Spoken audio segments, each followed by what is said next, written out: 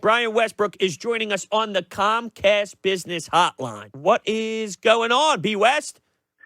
Oh, man, I'm super happy. It's playoff season here in Philadelphia, so I'm super happy that the Eagles were able to take care of business yesterday. And it's good to return to the playoffs again, of course. Yeah, absolutely. And look, I'm a nice person as it is, but when this happens and you're at Wawa and you're getting some coffee, you see the person behind you with the Eagles beating you. Hey, don't worry about it. Put it on my tab. Everything's just a little bit sweeter. Everything is much better anytime you're going to make the playoffs. And listen, this is not the year that we thought that we were going to be able to make the playoffs, and we'll see what happens once we get in, once the games start. But this is a year about rebuilding and seeing what we have as far as a quarterback, seeing as far as what we have as far as a head coach and things like that. And we have the head coach and things like that. And we have stepped in the right direction for everyone involved with the Eagles organization. No doubt about it. So let's start here. What stood out to you yesterday when you saw this game play out? Well, I still think that the slow starts are a bit of an issue. And anytime you start slow, it gives the other team, no matter how good they are. And usually when you're playing against a team that you're better than, you want to step on their throat early on. So just take all fight out of them from the very beginning. But it seems like every week the Eagles are starting slow. And so we have to figure out a way to fix that. And the other thing is that, we've given a lot of grief to Jonathan Gannon. And, most of it is deservingly so. We understand that. But when you look at it, over the last 5 weeks, his defense is on average giving up 15 points. And that's just impressive. And I know a lot of people are going to argue, and you haven't played anybody, you haven't done this, but you play who's on the schedule. The defense has only given up 15 points on average the last 5 weeks, so I have to give them some credit there. And so when I look at the offense, even though they struggled early on, the defense is not giving up a lot of points per game. And so that's going to help. And so as soon as the offense figures out how to get things rolling early on in the football game and your defense continues to play the way that they play, now you're talking about a whole team that can get things done. And so I'm super excited about that. It looks like we're getting some breaking news as we're talking here that roughly a dozen Eagles players, including Fletcher Cox, Dallas Goedert, and Jason Kelsey, tested positive for COVID-19 today. And, now that, look, they have this off week, this week leading up to a Dallas Cowboys, would you imagine, obviously, at this point, you play the game of let's just sit everybody out? Well, yeah, I think you've now have earned the opportunity to make that decision. And there may be some guys that you're going to play a little bit, but the most important thing is going into that playoff game as healthy as possible. So if you have to sit some guys out, you do that. Any lingering, nagging injury to anybody on that offense or defense, special teams, that you say, okay, take this week off, just get healthy. Because there's the two things that I want in the playoff game. I want fresh legs and I want healthy bodies. If we have that and we're a better football team, we have a chance to win that football game.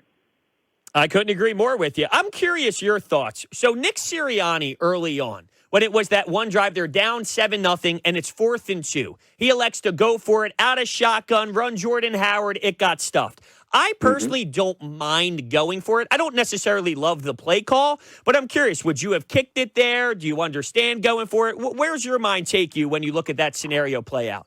Well, the interesting thing for me is that I'm always erring on the side of take the points. But when you look across the NFL, there are almost all teams are saying, you know what, we would rather go for it on 4th and short. Even that, I'm talking about 4th and 4 or less. And some teams are risking 4th and 5. So some teams are risking the ability to go for it because, you know what, first of all, again, our defense is playing very well.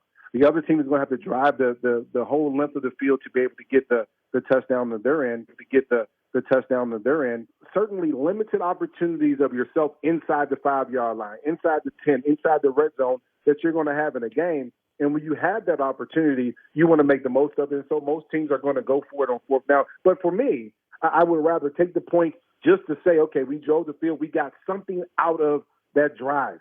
So that's why I would take the points. But I certainly think that there are a lot of coaches, especially the younger coaches in the NFL now, that are saying, I don't care. I'm going for it on 4th down. We're going to make them stop us. And then if they do stop us, we're going to allow our defense to try to make some plays to get us back in the game.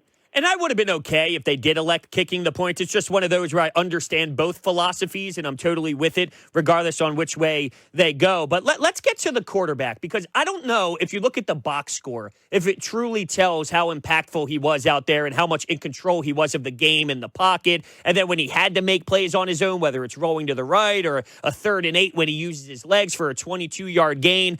Look, 214 passing yards or so, 44 rushing yards, not anything that wows you to death, but I just thought he was cool and collected in that pocket. And it's sort of not exactly the same way, but I could almost tie it to one of his better games, let's say, against the Denver Broncos.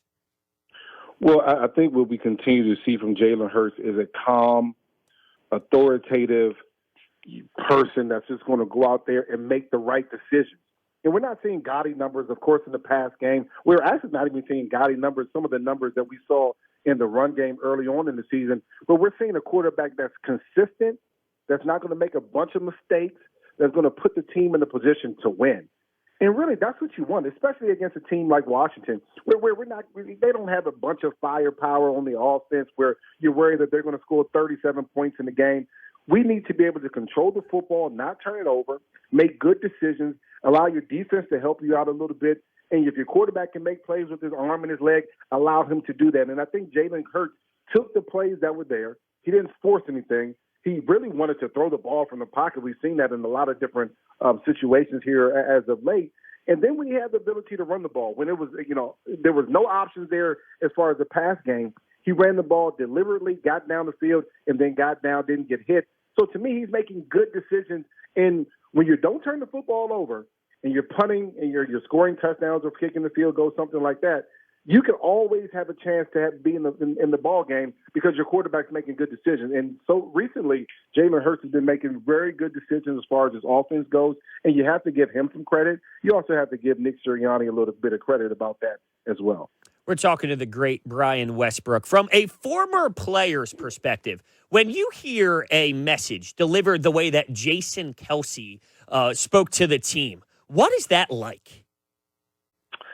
Well, I think Jason just does a great job of inspiring people. Now, there's always a lot of different types of people. I mean, some people get riled up by those messages and others don't. I wasn't one that just got overly excited about, messages, but I certainly am not one that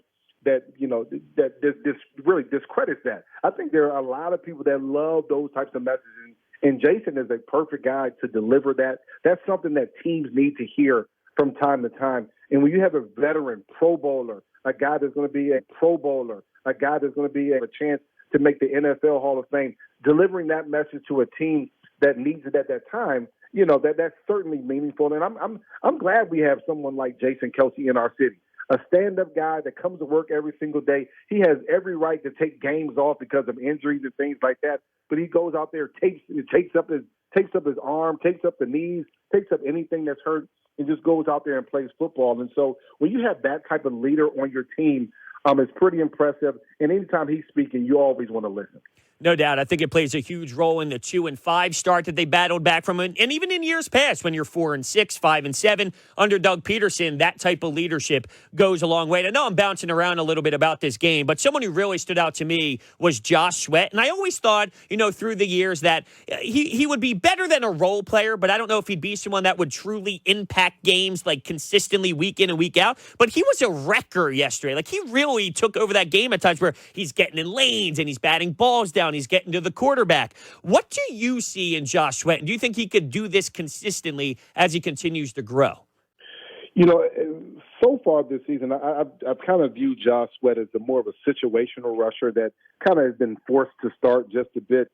But, there's just been times in games where he's been able to take over because he has the ability to bend that corner, to get around that edge, to dip low and get underneath the tackles and get to the quarterback. And even if he doesn't get to the quarterback, he's making it uncomfortable. He's making the quarterback push up in the pocket. And now Javon Hargrave and Williams, as well as Fletcher Cox, have the ability to push their guy back and be in the face of the quarterback. And so he's affecting the game, even though there are times where he's not getting the sack. And yesterday, a sack and a half, that's been impressive what he's been able to do. But, his ability just to get off the edge and bend the corner and do different things there and put pressure on the quarterback. It's been impressive. That's something that he certainly has the ability to do. He's long, he's wiry. He has the ability to do that and have a presence in every single game. And so that's something that I look forward to him being able to do a little bit more often, especially as we go forward here in the season. Let's put ourselves in a hypothetical. You can choose Rams or Buccaneers. Who would you rather see in the first round of the postseason? If it comes down, I know that, you can play on like who it might be, but let's just play. Right. Let's have some fun. Well, that's tough because, on one hand, you're saying you're playing against Tom Brady, which is never really a great thing. And that blitzing defense that's super aggressive, and their former Super Bowl champions, the defending Super Bowl champions. And the other side, you're talking about you're playing against, Aaron Donald and Jalen Ramsey and a bunch of guys that can get off the bus and run through you defensively in an offense with Matthew Stafford that has high flyers, guys that can go and get it, and like Odell Beckham Jr. and Cooper Kupp. And so, to me, I think because we believe every now and then Tom will have a bad day, I would go with the Bucs. But again, you're choosing between two very bad outcomes when you talk about both of those teams. But I probably would try my chances against the Bucs and have a little bit less travel when you fly down to Florida instead of going all the way out to California. Yeah, we have plenty of time, obviously, to dissect what's going to happen before a playoff game or anything like that. But I don't know, call me crazy. If they play and maximize their new identity that they've established about halfway through the season, if they do that and they keep the opposing quarterback on the other sidelines and they milk the clock for 6-7 minutes or so, and of course they actually have to punch it in instead of kicking field goals. But, who knows? Maybe I'm riding the high of a Monday. But all I'm saying is I think that they can compete if, and that's a big if they maximize what they do very well, which is keep other teams on the sidelines and running the football down their throat. Well, the number one thing is that they're not going to be able to turn the ball offensively. They're going to have to be aggressive.